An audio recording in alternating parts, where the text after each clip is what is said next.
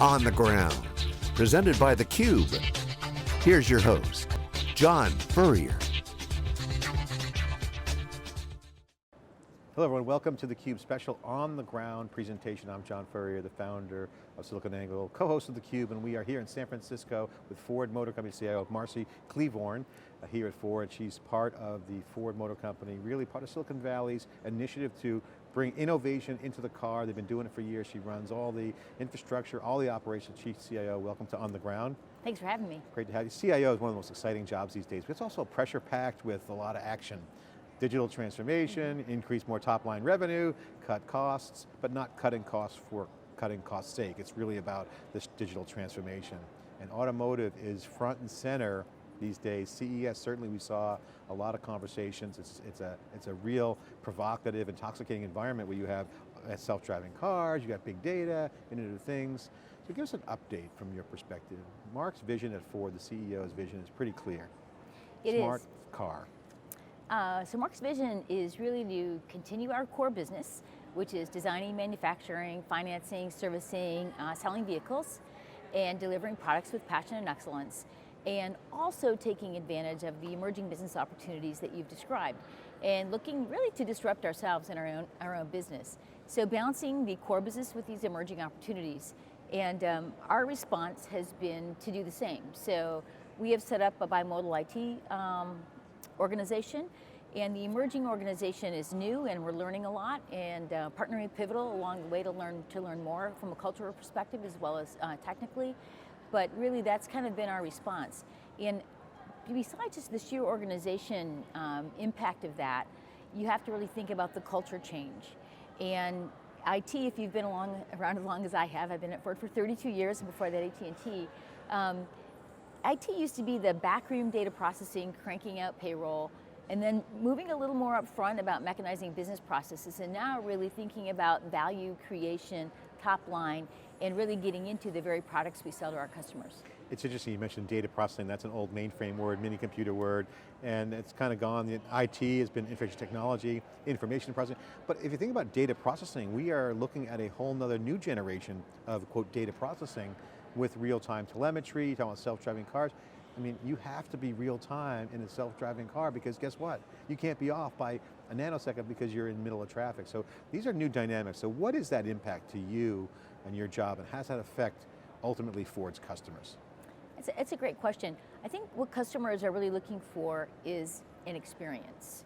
And our vision really is to take that and make people's lives better. So really thinking about how we can make a difference in people's lives so they will view Ford as a brand they can rely on and trust. And that might be in or out of the vehicle. I'll give you an example. My son lives in New York City. Both his parents work for Ford. He got a vehicle to move, and he turned around and gave it back to us and really said, no thank you, I really don't need this car here in New York City.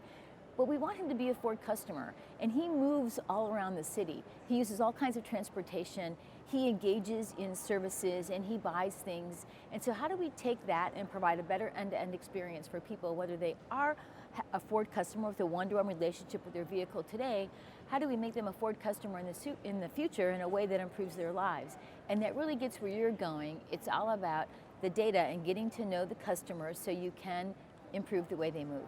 Dr. Ken Washington was talking to me before. He interviewed with Jeff Frick on theCUBE here. Ultimate mobility is the key to the car. Digital is part of the car is part of the digital system for the users. It's a personal device, it's a node on the internet, it's personal. So I have to ask you the question, is the car a computer or a peripheral? I'd say it's really an and. It's an and thing. I think it really depends on the lens of the customer that uses it. So for some, it will be a peripheral where they really just care about, maybe bringing their own technology in and using it almost in a commodity-like way to help them move, but bringing their own technology in. For others, it's going to be all about interacting with the technology in the vehicle and maybe bringing some things, experiences in and outside of the vehicle. And for others, it's going to be about performance, right? I want to drive fast on the Autobahn. I want to feel the driving dynamics of the vehicle, hug those curves.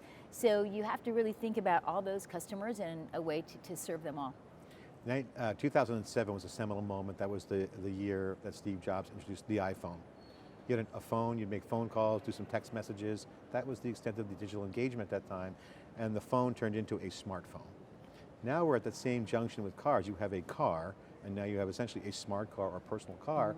So it brings the question back to, okay, as a CIO, you're back running manufacturing, making sure that the manufacturing systems work, all the data processing systems work, all this, but now you have a new mandate that Mark has put on you to make the car like an iPhone, or make it all, enabling services, enabling all kinds of new things to create a new user experience. Summarize what that new user experience is for the users watching out there, because they're looking at a relationship with their car that's much different than it was even a few years ago. That's exactly right, and I think at the North American International Auto Show, we announced the Ford Pass, and that's really about enabling customers, and they don't have to be a current customer of Ford, to engage with us in a different way, inside and outside of the vehicle, through services, through affinity partners, and really getting into every aspect of a customer's lives, again, to improve their lives. And to do that, you have to get to know the customer, and that gets back to something you mentioned before, data. And that's how you get to know the customer, is by understanding their data. And we will be doing that, and we are doing that, only with the customer's permission through an opt-in program. But then it gets to, what do you do with that data, and how do you use that data to learn more about the customers in a way that improves their lives in and out of the vehicle. And so we are launching, and we actually have launched, starting with our battery electric vehicles, a connected vehicle data platform, and that will be the platform that we use to collect data off the vehicles, and so we can keep it secure in one place and use it to analyze. That's super exciting. And also the big buzzwords in the industry is Internet of Things, or IoT, hashtag IoT, and big data. So now you have built out this data platform. Go into more detail on that. Give us an example of some of the things that you guys have done with the big data and where this leads and what it means for the customer. So an example that we've been doing for some time now is around our battery electric fleet. So we've been collecting data, there's modems in those vehicles, collecting data off those modems into the connected vehicle data platform, and using it to analyze how the customers are interacting with the vehicle. How often do they stop to charge? Where do they go?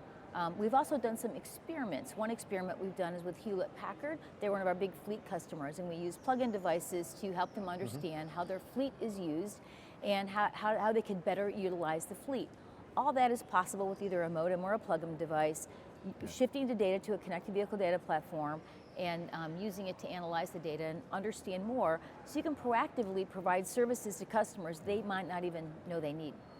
I had an HP car when I worked for HP, so thank you, Ford. I was in a Ford Taurus. Well, thanks for your business. Yeah, that was years ago when I was in my ute, as they say. Let's talk about big data. So you work with Hortonworks. Again, you guys are building your own. This is key strategic thing. You're doing some maps, technologies, 3D, that's proprietary. There's an element of proprietary core competency that you guys want to build, and stuff that you will outsource, classic core competency strategy. Can you explain what Ford's core competency, what you won't outsource and what you will outsource and enable with other suppliers? Let me use IT as an example. What we've done in IT is we have what we call differentiated and non-differentiated things. So we triage our application portfolio, and this extends into all the technologies you're talking about, and we decide if something is differentiated or not. If it's non-differentiated, it's something that we might view it as a commodity or something that we don't think sets us apart from the rest. And so we may choose to give that away, still owning the process itself, but choose to partner and give that away. Something that's differentiated, we will choose to own ourselves.